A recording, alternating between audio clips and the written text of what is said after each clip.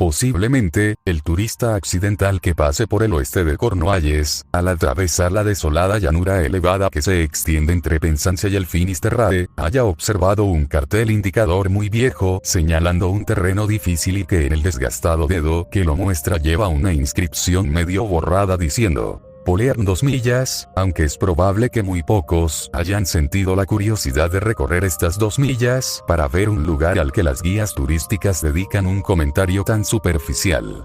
Es descrito en un par de líneas muy poco sugestivas como un pequeño pueblo de pescadores con una iglesia sin ningún interés particular, excepto por los paneles de madera grabada y pintada que forman la baranda del altar y que originalmente pertenecían a otro edificio. Se recuerda al turista que en la iglesia de St. Cred existe una decoración parecida, pero muy superior a esta en estado de conservación e interés, circunstancia que hace que incluso los más dispuestos a visitar iglesias no se sientan incitados para ir a Polearn. El señuelo es demasiado pobre para desear tragárselo, y una mirada a aquellas tierras difíciles, que cuando no llueve ofrecen un alfombrado de piedras puntiagudas, y cuando llueve presenta un río de fango, seguro que le hará decidir no exponer el coche o la bicicleta a este tipo de riesgos en una región tan poco poblada como esta. Desde Penzance sus ojos casi no han encontrado casa alguna, y la posibilidad de un pinchazo al recorrer media docena de accidentadas millas parece un precio demasiado alto para ver unos paneles pintados. Polearn, por tanto, incluso en el momento álgido de la estación turística, es poco propenso a la invasión y, durante el resto del año, no creo que haya más de un par de personas diarias que atraviesen estas 2 larguísimas millas de cuestas rampantes y pedregosas. En este cálculo exiguo no olvido al cartero, siendo pocos los días que, dejando caballo y carro en la cima de la colina, se llega hasta el pueblo, porque a pocos centenares de metros cuesta abajo hay una gran caja blanca que parece un baúl de marinero, puesta al lado del camino, con una hendidura para tirar las cartas y una puerta cerrada con candado. Cuando lleva en la cartera una carta certificada o un paquete demasiado grande para meterlo en las casillas cuadradas del baúl de marinero, debe bajar la cuesta y entregar el enojoso envío personalmente a su propietario, recibiendo a cambio una moneda o algún refrigerio por su amabilidad. Pero estas ocasiones son raras y la rutina general es sacar de la caja las cartas que se han depositado y dejar las que él trae. Estas serán recogidas, quizás aquel mismo día o al día siguiente, por un emisario enviado por la Administración de Correos de Polearn. Respecto a los pescadores de la localidad, que con su comercio de exportación establecen el vínculo principal entre Polearn y el mundo exterior, nunca les pasaría por la cabeza el subir la pronunciada pendiente y recorrer las 6 millas que los separan del mercado de Penzance. La ruta del mar es más corta y adecuada, y pueden dejar el pescado en la punta de la escollera. Así pues, aunque la única industria de Polearn es la pesca, no se puede disponer de pescado si no se encarga previamente a algún pescador. Cuando vuelven las barcas vienen más vacías que una casa encantada, ya que el pescado se ha cargado en los vagones que se dirigen rápidamente hacia Londres. Este aislamiento, durante siglos, de la pequeña comunidad produce igualmente el aislamiento del individuo y explica que no haya nadie tan individualista como la gente de Polearn. A pesar de todo, o así me lo ha parecido siempre, la gente está unida por una misteriosa comprensión, como si todos hubieran sido iniciados en algún antiguo rito, inspirado y compuesto por fuerzas visibles e invisibles. Las tempestades que atacan las costas en invierno, el hechizo de la primavera, los veranos cálidos y tranquilos, la estación de las lluvias y la putrefacción otoñal crean un sortilegio que, poco a poco, se transmite a los habitantes e influye en las fuerzas del bien y del mal que gobiernan el mundo, manifestándose de una manera que tanto puede ser benigna como terrible. La primera vez que fui a Polearn, contaba 10 años y era un chiquillo débil y enfermizo, amenazado por dolencias pulmonares. Los negocios de mi padre lo retenían en Londres, pero se consideró que el abundante aire fresco y la benignidad del clima eran para mí condiciones esenciales si debía llegar hasta la edad adulta. La hermana de mi padre se había casado con el vicario de Polearn, Richard Bolito, natural del lugar, hecho que me permitió pasar 3 años en casa de mis familiares a cambio de pagar una pensión. Richard Bolito poseía en el pueblo una casa muy bonita, donde vivía más a gusto que en la vicaría, la cual tenía alquilada a un joven artista, John Evans, enamorado del lugar, razón por la que no se separara de él en todo el año. La casa tenía un sólido cobertizo provisto de tejado, abierto por uno de sus costados, que habían construido en el jardín especialmente para mí, donde yo vivía y dormía. Esto hacía que de las 24 horas del día no pasara ni una tras paredes y ventanas. Siempre me hallaba en la bahía con la gente del mar o rondando por los acantilados cubiertos por aulagas que se alzan a derecha e izquierda de la profunda garganta donde se encuentra el pueblo, o bien estaba ocupado en futilidades en la punta de la escollera o buscando nidos de pájaro en el bosque con chicos del pueblo. Salvo los domingos y durante las escasas horas del día que iba a la escuela, estaba autorizado a hacer todo lo que me pasara por la cabeza siempre que lo hiciera al aire libre. Las lecciones no eran pesadas, pues mi tío sabía acompañarme por los floridos atajos que atraviesan los matorrales de la aritmética, me llevaba a agradables excursiones a través de los elementos de la gramática latina y, por encima de todo, me forzaba a presentarle diariamente un informe, expuesto con frases claras y gramaticalmente correctas, de todo cuanto ocupaba mis pensamientos y movimientos. Si debía decirle que había corrido por los acantilados, la manera de expresarme debía ser ordenada, no difusa, y acompañada de notas exponiéndole mis observaciones. Esto me ayudaba a entrenar mis dotes de observación, ya que me inducía a explicarle cuáles eran las flores que había encontrado y qué pájaros había visto planeando sobre el mar o construyendo el nido en el bosque. De esto debo estarle permanentemente agradecido, pues la observación y la descripción en un lenguaje expresivo de las cosas observadas se convertiría en mi profesión. De todos modos, más importante aún que las tareas reservadas para los días de cada día era la rutina prescrita para el domingo. En el alma de mi tío, incubaba el sombrío rescoldo del calvinismo y el misticismo, que convertía el domingo en el día del terror. En su sermón de la mañana nos chamuscaba con un avance de los fuegos eternos preparados para los pecadores impenitentes, y se puede afirmar que no era menos aterrador cuando hablaba a los niños durante la ceremonia de la tarde. Recuerdo perfectamente su exposición de la doctrina del ángel de la guarda. Según afirmaba, un niño podía sentirse seguro amparado por aquella custodia angélica, pero que se guardara de cometer alguna de las numerosas ofensas que podían obligar a su ángel custodio a apartar de él su rostro, pues de la misma manera que había ángeles que nos protegían, también había presencias malignas y ominosas dispuestas a atacarnos. Le gustaba de forma particular entretenerse en estas. También recuerdo su comentario en el sermón de la mañana sobre los paneles llenos de relieves de la baranda del altar, a los que ya he aludido anteriormente. Se veía en ellos al ángel de la Anunciación y al ángel de la Resurrección, pero también estaba presente la bruja de Endor y, en el cuarto panel, una escena que me inquietaba de manera particular. Aquel cuarto panel, mi tío bajaba del púlpito para señalar los detalles trabajados por el tiempo, representaba la puerta del cementerio de la misma iglesia de Pole-Arny. De hecho, el parecido era remarcable. En la entrada estaba la figura de un capellán vestido con una túnica y sosteniendo una cruz en la mano. Con aquella cruz se enfrentaba a una criatura terrible parecida a una babosa gigante y que retrocedía al encontrárselo delante. Según la interpretación de mi tío, representaba algún ser de una maldad y de un poder casi infinitos, que solo podía ser combatido con una fe firme y un corazón puro. Debajo se leía una leyenda que decía: Negotium perambulans in tenebris, sacada del Salmo 91. Habíamos hallado también la traducción: la pestilencia que camina por las tinieblas, que solo reproducía débilmente el latín. De hecho, era más mortal para el alma que cualquier pestilencia, que solo puede matar el cuerpo. Era la cosa, la criatura, el asunto que traficaba en medio de las tinieblas, un ministro de la ira de Dios entre los perversos. Mientras él hablaba, yo me daba cuenta de las miradas que intercambiaban los feligreses y sabía que sus palabras evocaban algún supuesto, algún recuerdo. Movían la cabeza y murmuraban en voz baja, entendían las alusiones. Con aquel espíritu inquisitivo de los niños, no podía descansar hasta que arrancaba la historia a mis compañeros, hijos de los pescadores, cuando a la mañana siguiente nos tostábamos desnudos al sol tras haber tomado un baño. Uno sabía un fragmento, el segundo conocía otro más y, pegando unos con otros terminábamos formando una leyenda verdaderamente alarmante. En pocas líneas, se desarrollaba como sigue. En otro tiempo hubo una iglesia mucho más antigua que aquella donde mi tío cada domingo nos aterrorizaba con sus palabras. Se alzaba a menos de 300 metros de distancia, sobre la meseta de terreno llano que había bajo la cantera de la que se habían extraído las piedras. El propietario del solar la derruyó y se hizo construir una casa en el mismo lugar, aprovechando los materiales de la ruina. Con un éxtasis de perversidad, conservó el altar, sobre el cual comía y jugaba a los dados.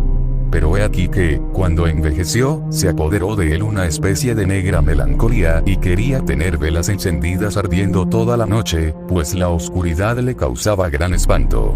Una noche de invierno sobrevino una galerna tan intensa como nunca habíase visto otra, rompió las ventanas de la sala donde cenaba el hombre y apagó las luces.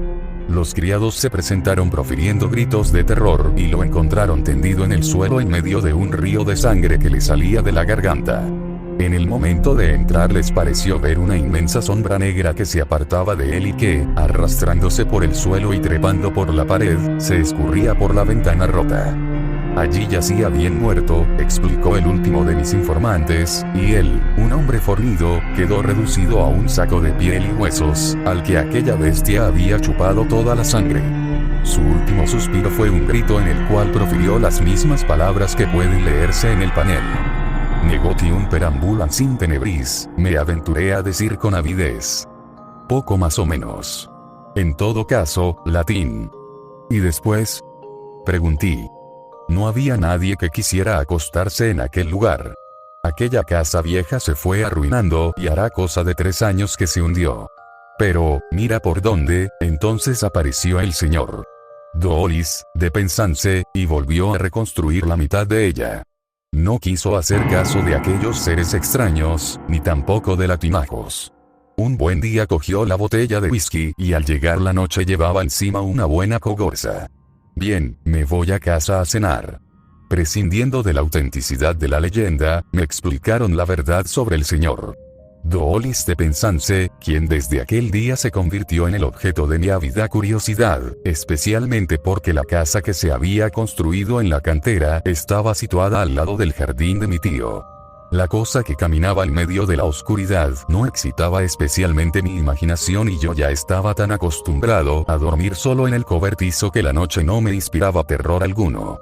Pero habría sido muy excitante despertarme a cualquier hora y oír gritar al señor Doolis, ya que esto indicaría que la cosa lo había atrapado.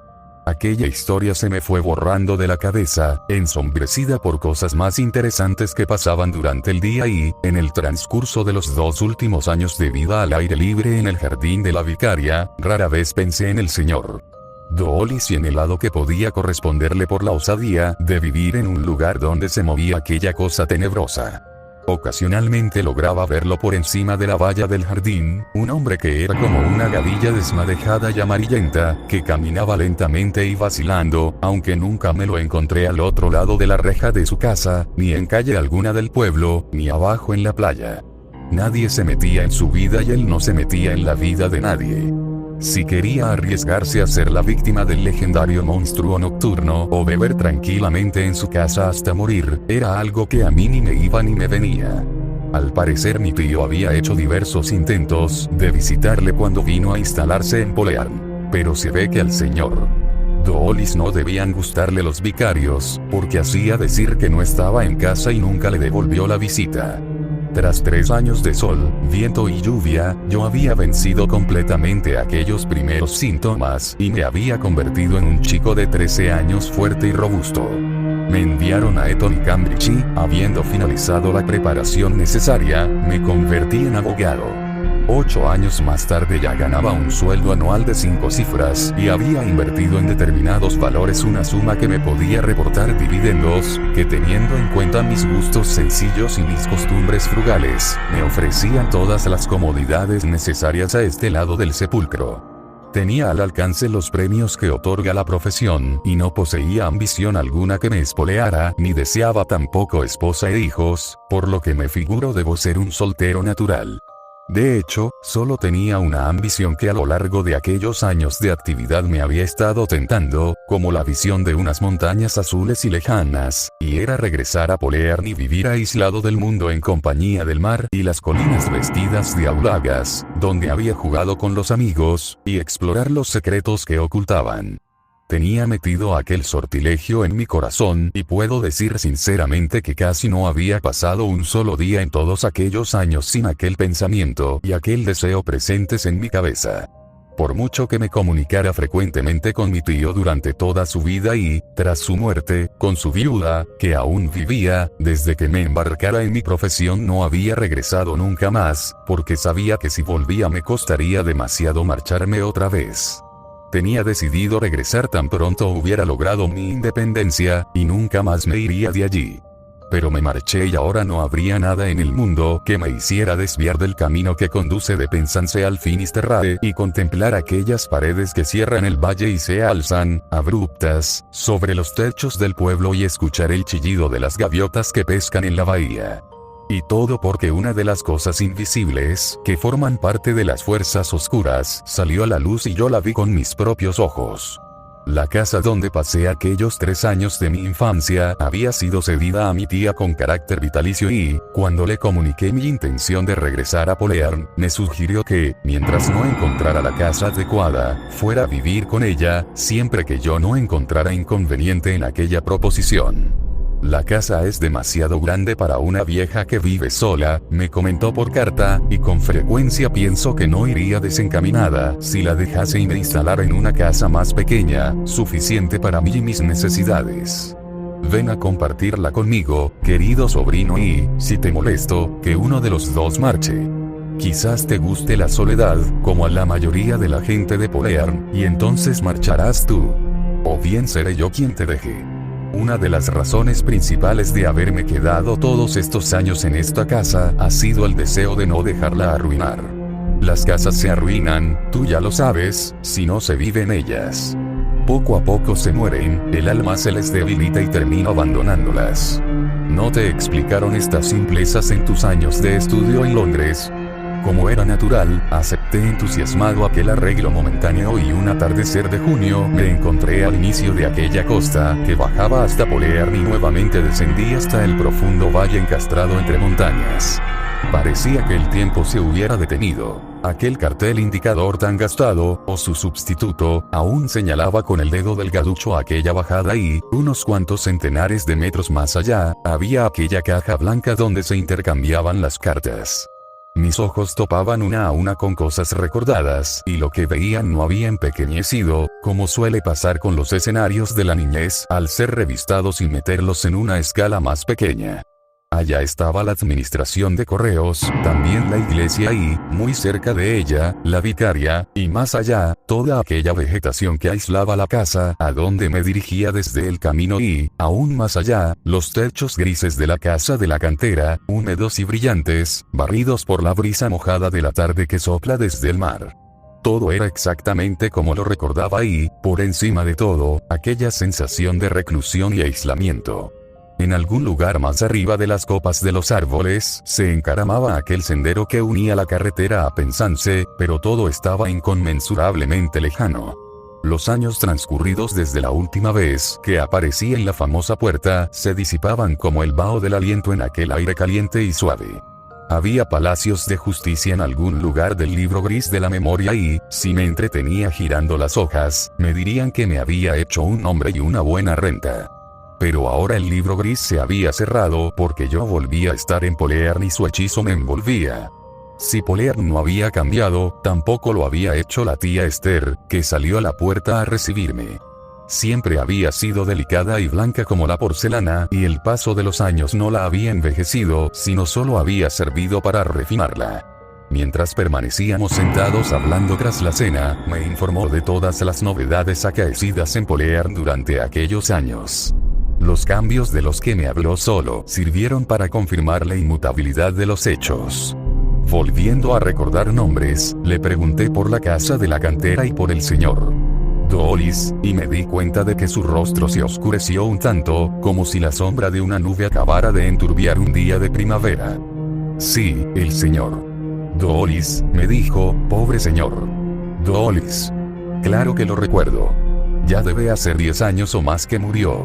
Nunca te lo comuniqué por carta porque fue terrible y no tenía ganas de entristecer tus recuerdos de Polearn. Tu tío siempre había pensado que podía suceder una cosa como esta si continuaba bebiendo tan lamentablemente, y aún peor.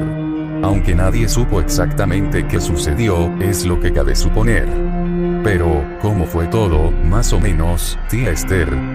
Pues bien, como es natural no te lo puedo explicar con exactitud, y nadie podría hacerlo. Pero era un gran pecador y el escándalo que provocó en Evelyn fue una vergüenza.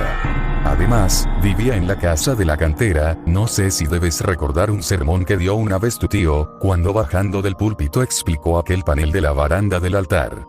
Quiero decir aquello de esa horrible criatura apostada en la puerta del cementerio. Sí, lo recuerdo perfectamente, le respondí. Supongo que debió impresionarte, como impresionó a todo el mundo que lo escuchó, una impresión que quedó grabada en todos nosotros cuando pasó aquella catástrofe. No sé cómo fue, pero el señor Doolis se enteró del sermón de tu tío y, una vez que debía estar bebido, irrumpió en la iglesia y dejó el panel reducido a trocitos. Parece que pensaba que era mágico y que, si lo destruía, seguramente se libraría del hado terrible que ya lo amenazaba.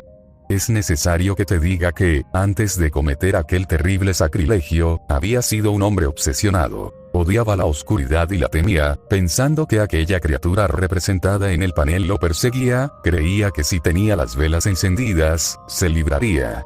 Pero estaba tan trastornado que le parecía que aquel panel era el causante de sus terrores y, como te he dicho, irrumpió en la iglesia e intentó destruirlo. Y ahora te explicaré por qué he dicho que lo intentó. Cierto que a la mañana siguiente, cuando tu tío fue a la iglesia a decir maitines, lo encontró convertido en astillas y, sabiendo el miedo que provocaba el panel al señor Doolis, se dirigió inmediatamente a la casa de la cantera y lo acusó de destructor. El hombre no lo negó, muy al contrario, se vanaglorió de lo hecho. Y aunque era temprano, continuó allí sentado bebiendo su whisky. Ya puedes ver que se ha hecho de la cosa de que hablabas, le dijo, y también de tu sermón. Ya ves qué caso hago de las supersticiones. Tu tío se fue sin responder a aquella blasfemia, con intención de dirigirse derecho a Penzance e informar a la policía de aquel ultraje a la iglesia. Sin embargo, al salir de la casa de la cantera, se metió de nuevo en la iglesia para poder dar detalles sobre los desperfectos, y se encontró con el panel en su sitio, intacto e ileso. Él, no obstante, lo había visto destrozado y el mismo señor Doolis le había confesado que la destrucción era obra suya. Pero era un hecho que estaba allí, y ¿quién habría podido decir si había sido el poder de Dios o algún otro poder el que lo había recompuesto? Así era Polearn verdaderamente, y era el espíritu de Polearn el que me hacía aceptar todo lo que me decía mi tía Esther como hecho comprobado. Había pasado de esa manera. Y continuaba como si nada con aquella su voz tranquila. Tu tío reconocía que allí había intervenido algún poder que estaba por encima del de la policía y ya no fue a informar del hecho a Penzance porque habían desaparecido todas las pruebas. Me cayó encima un súbito raudal de palabras. Debía haber algún error, dije, puesto que el panel no se había roto. Ella sonrió. Has pasado mucho tiempo en Londres, querido sobrino, me dijo. Déjame que te explique el resto de la historia. Aquella noche, por alguna razón, no pude dormir. Hacía mucho calor y parecía que me faltase aire.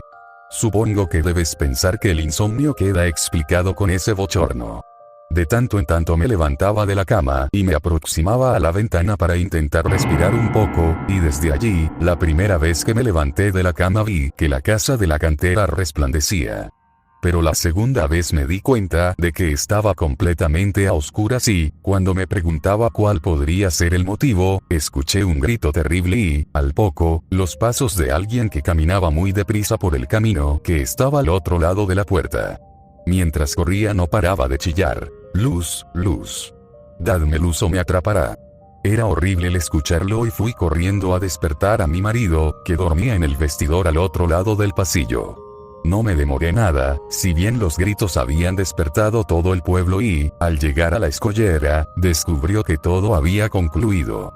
La marea se había retirado y, al pie de las rocas yacía el cuerpo del señor Dawlis. Seguramente debía haberse seccionado alguna arteria al chocar contra alguna de aquellas piedras tan angulosas. Se había desangrado hasta morir y, aunque era un hombre corpulento, su cuerpo parecía un saco de huesos. A pesar de todo, a su alrededor no había ningún charco de sangre, como sería de esperar. Solo la piel y los huesos, como si hubieran chupado hasta la última gota de sangre. Me incliné hacia adelante. Tanto tú como yo sabemos qué pasó, querido sobrino, continuó ella, o, al menos, nos lo imaginamos. Dios dispone de instrumentos para vengarse de quienes traen la maldad a lugares que son sagrados. Sus caminos son oscuros y misteriosos. Imagino fácilmente que hubiera pensado de tal historia si me la hubieran relatado en Londres. Existía una justificación obvia. El hombre en cuestión había sido un bebedor y, por tanto, no es extraño que los demonios del delirio lo persiguieran. Pero aquí, en Polearn, la situación era diferente. ¿Y quién vive ahora en la casa de la cantera?, pregunté. Hace muchos años los hijos de los pescadores me contaron la historia del hombre que la construyó y el espantoso fin que tuvo. Ahora ha sucedido lo mismo. No debe haber nadie que ose vivir allí de nuevo. Le leí en la cara, incluso antes de formularle la pregunta, que sí existía tal persona. Sí, vuelven a habitarla, contestó ella, dado que la ceguera no conoce freno, no sé si te acuerdas de él. Hace muchos años ocupó la vicaría. John Evans, dije yo. Sí, un hombre agradable, por cierto. Tu tío estaba muy satisfecho por tener un inquilino tan buena persona como él. Y ahora, se levantó. Tía Esther, no deberías dejar las frases a medio decir, le recriminé. Ella negó con la cabeza. Es una frase que se acabará sola, replicó. ¡Qué noche! Debo retirarme a dormir y tú también deberías hacerlo o pensarán que queremos tener la luz encendida cuando oscurece. Antes de meterme en la cama, corrí las cortinas y abrí las ventanas de par en par para que así el aire tibio procedente del mar entrara en el dormitorio. Al contemplar el jardín, la luz de la luna iluminó el techo, brillante por el rocío, del cobertizo donde había vivido 3 años. Como todo lo demás, me transportó a los viejos tiempos que ahora revivía, como si formaran una sola pieza con el presente y no existiera una laguna de más de 20 años separándolos. Estos dos espacios de tiempo se ajustaban como gomitas de mercurio que se reúnen para formar una luminosa esfera llena de misteriosas luces y reflejos. Alzando un tanto los ojos, vi sobre la negra pared de la colina las ventanas de la casa de la cantera aún iluminadas. La mañana, como suele pasar tantas veces, no rompió la ilusión. Cuando comencé a recobrar la conciencia, me imaginé que volvía a ser un niño y despertaba en el cobertizo del jardín y aunque, al despertarme completamente, aquella ilusión me hizo reír, el hecho en el que se basaba era real. Ahora como entonces, solo era necesario hallarse aquí, recorrer de nuevo los acantilados y escuchar el estallido de las vainas entre los arbustos. Pasearse por la costa hasta la cueva donde tomar el baño, flotar, dejarse llevar por el agua, nadar en la marea caliente y tostarse sobre la arena, contemplar las gaviotas que van pescando, vagar por la punta de la escollera con los pescadores, ver en sus ojos y escuchar en sus tranquilas palabras que hay cosas secretas que, sin ellos saberlo, forman parte de sus instintos y de su propia esencia. Había en mí poderes y presencias. Los blancos chopos erguidos junto al riachuelo que borboteaba por el valle lo sabían y de tanto en tanto soltaban un centelleo, como la chispa de blancura que se observaba bajo las hojas, que lo demostraba. Incluso las piedras que pavimentaban la calle estaban impregnadas de ello. Yo no quería otra cosa que tenderme allí e impregnarme. Ya lo había hecho, de niño, de una manera inconsciente, pero ahora el proceso debía ser consciente. Debía saber que sacudida de fuerzas, fructíferas y misteriosas, hervían al mediodía en las laderas de la colina y centelleaban de noche sobre el mar. Era factible conocerlas, incluso era posible dominarlas por quienes eran maestros en sortilegios, pero nunca podía hablarse de ellas, porque habitaban la parte más interior, estaban injertadas en la vida entera del mundo. Existían oscuros secretos del mismo modo que hay poderes claros y amables, y sin duda pertenecía a esos aquel negotium perambulans in tenebris que, aunque poseedor de una mortal malignidad, no podía ser considerado únicamente como un mal, sino como vengador de hechos sacrílegos e impíos. Todo esto formaba parte del hechizo de Polearn, y sus semillas hacía mucho tiempo que residían, aletargadas, en mi interior. Ahora, empero, rebrotaban. ¿Quién podía pronosticar qué extraña flor se abriría en sus tallos? No tardé mucho en encontrar a John Evans. Una mañana, mientras estaba tumbado en la playa, se me acercó arrastrando los pies por la arena un robusto hombre de mediana edad con rostro de sileno. Al estar más cerca se paró, frunció las cejas y me miró fijamente. «Vaya, ¿no eres aquel chico que vivía en el jardín del vicario?», me preguntó. «¿No sabes quién soy?». Lo supe al escuchar su voz. Esta fue la que me informó y, al reconocerla, vi los rasgos de aquel chico fuerte y despierto convertidos en grotesca caricatura. «Sí, tú eres John Evans», le respondí. «Eras muy amable conmigo, solías hacerme dibujos. Así es y ahora te los volveré a hacer. ¿Te has bañado? Es algo arriesgado. Nunca se sabe qué anida en el mar, ni tampoco en tierra, la verdad sea dicha. No es que yo haga caso de esto. Me dedico solo al trabajo y al whisky. ¡Ay, Dios mío! Desde la última vez que te vi he aprendido bastante a pintar, y también a beber, si te soy franco. Ya sabes que vivo en la casa de la cantera y debo decir que es un lugar que te provoca sed. Vente y le echarás un vistazo, si te parece bien. ¿Te has instalado con tu tía? No. Podría pintarle un buen retrato, posee una cara interesante, y sabe un montón de cosas. Quienes viven en Polearn deben saber muchas cosas, aunque yo no haga demasiado caso de este tipo de asuntos.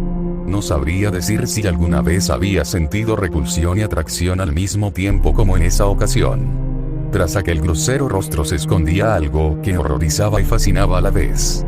Con su hablar ceseante sucedía lo mismo. En cuanto a sus pinturas, ¿cómo debían ser estas? Justamente pensaba en regresar a casa, le comenté. Gustosamente me pasaría por allí, si no te importa. A través del jardín descuidado y rebosante de vegetación, me hizo entrar en aquella casa donde no había puesto los pies en toda mi vida. Un gato gris muy grande tomaba el sol en la ventana y una vieja servía la comida en un rincón de la helada estancia situada tras la puerta de entrada. Sus paredes eran de piedra, y unas molduras llenas de relieves se engastaban en los muros, fragmentos de gárgolas e imágenes escultóricas que testificaban su procedencia de la iglesia derruida. En un rincón se hallaba una tabla de madera oblonga y decorada con relieves, cargada con toda la parafernalia del oficio de pintor y, apoyadas en las paredes, un grupo de telas. Acercó su dedo gordo a la cabeza de un ángel que formaba parte del anaquel de la chimenea y, riéndose dijo: «Un aire de santidad, por eso intentamos atenuarlo por lo que respecta a los propósitos ordinarios de la vida con un arte de un tipo muy distinto. ¿Quieres beber algo? No. Entonces puedes ir repasando mis pinturas mientras me acicalo un poco». Tenía motivos para sentirse orgulloso de su talento. Sabía pintar y, por lo que se veía, pintaba cualquier tema, pero no había visto yo nunca pinturas tan inexplicablemente malévolas. Había estudios exquisitos de árboles, pero te dabas cuenta que algo acechaba desde sombras temblorosas. Había un dibujo del gato tomando el sol en la ventana, tal como antes lo había visto y, a pesar de todo, no era un gato sino una bestia de espantosa malignidad. Había un chico desnudo tumbado en la arena y no era un ser humano, sino un ser maligno recién salido del mar. Había sobre todo pinturas del jardín rebosante de plantas, aquel jardín que parecía una selva, y vislumbrabas entre los arbustos presencias preparadas para arrojarse sobre ti. «Bien, ¿te gusta mi estilo?», me preguntó levantándose con el vaso en la mano. No había diluido el vaso de alcohol que se había servido. Intento captar la esencia de lo que veo, no simplemente la piel y la envoltura, sino la naturaleza, el centro de donde sale y aquello que lo origina. Tienen mucho en común un gato y una fucsia, si los observas con atención. Todo surgió del limo del pozo y todo retornará allí. Me gustaría pintar tu retrato algún día. Como dijo el loco, nada más debes sonreír al espejo porque en él se refleja la naturaleza. Tras aquel primer encuentro, lo vi de tanto en tanto durante los meses de aquel maravilloso verano. A menudo se encerraba en su casa y pintaba durante días y días. Otras veces lo encontraba algún atardecer vagando por la escollera, siempre solo, y aquella repulsión y aquel interés que me inspiraba crecían a cada encuentro. Parecía avanzar más y más por aquel camino de conocimientos secretos que lo conducía al santuario del mal, donde lo esperaba la iniciación completa, y de pronto llegó el final. Me tropecé con él un atardecer de octubre en los acantilados, cuando el sol de la tarde aún brillaba en el cielo, pero con sorprendente rapidez llegó desde el oeste la negrura de una nube tan espesa como nunca nadie había visto. El cielo absorbió la luz, y la oscuridad cayó en capas cada vez más espesas. Súbitamente, él se dio cuenta. «Debo volver tan rápido como pueda», me dijo. «Dentro de unos minutos será de noche y la criada está fuera. No encenderá las luces». Y marchó con una extraordinaria agilidad, tratándose de una persona que camina arrastrando los pies y que a duras penas puede levantarlos. No tardó nada en ponerse a correr atropelladamente. En medio de la creciente oscuridad, pude observar que tenía la cara húmeda por el sudor de un inexplicable terror. «Debes acompañarme», me dijo jadeando, «porque cuanto antes encendamos las luces, mejor. No puedo permanecer sin luz». Me esforcé en seguirlo, pues parecía que el terror le diera alas. A pesar de todo, fui tras él y, cuando llegué a la puerta del jardín, ya había recorrido la mitad del camino que conducía a la casa. Lo vi entrar, dejar la puerta bien abierta y hurgar en las cerillas. Pero la mano le temblaba de tal modo que era incapaz de trasladar la llama a la mecha de las luces. «¿Pero, por qué tienes tanta prisa?», le pregunté. De pronto observó la puerta abierta detrás mío y saltó de la silla que tenía al lado de la mesa, aquella mesa que en otro tiempo fuera altar de Dios, dejando escapar un bufido y un grito. «No, no», exclamó. «Vete». Al girarme, vi lo que él estaba contemplando. La cosa había entrado y ahora reptaba por el suelo dirigiéndose hacia él, como una oruga gigante. Emanaba una luz fosforescente y fría, y aunque la oscuridad exterior se había convertido en negrura, podía ver claramente a aquel ser gracias a la luz terrible de su propia presencia. Salía también de ella un olor de corrupción y putrefacción, de limo que ha permanecido largo tiempo bajo el agua. Parecía no tener cabeza, si bien delante se le apreciaba un orificio de piel arrugada que se abría y cerraba, todo lleno de babas en derredor. No tenía pelo y, respecto a la forma y la textura, parecía una babosa.